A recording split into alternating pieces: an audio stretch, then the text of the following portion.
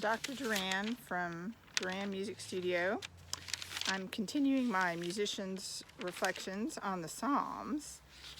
And we have picked back up again this school year, memorizing Psalm 53 after Psalm 52.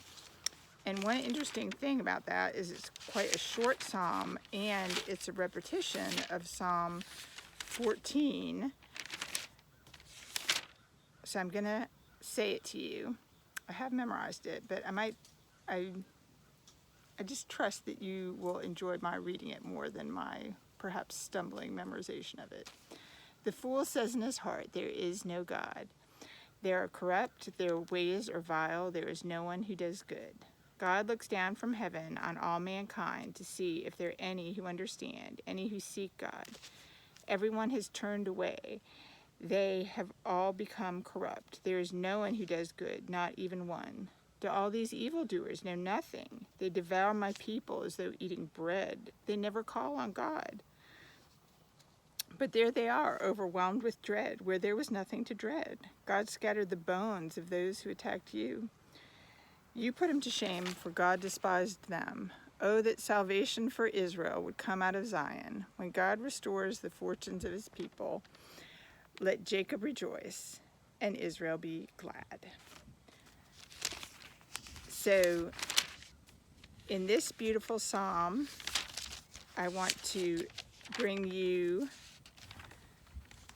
a little glimpse of how our world intersects with the world of ancient Israel, a little taste of who I am here at Duran Music Studio, a most musical homeschool and music studio, and a sense of how much God the Father loves music and enjoys us being happy with it, and then a scripture to sing.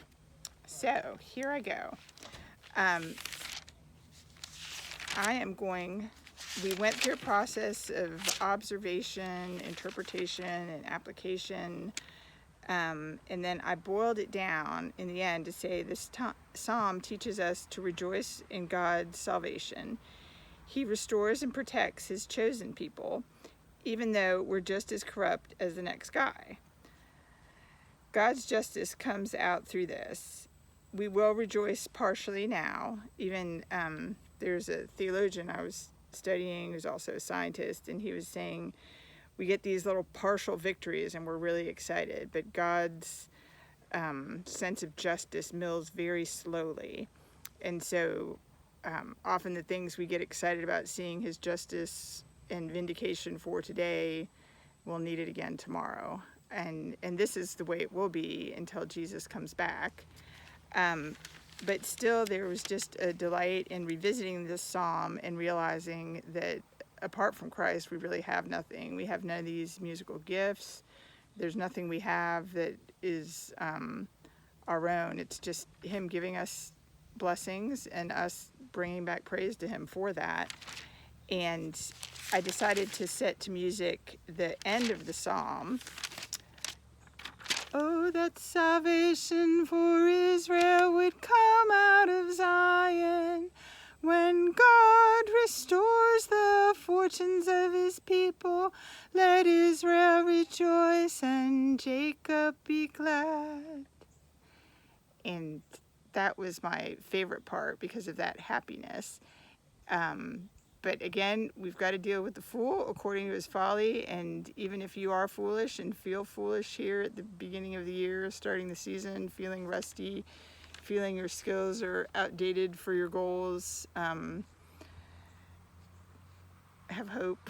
God still loves you, and you're learning about him and his world. Thanks for joining in, and I hope you subscribe.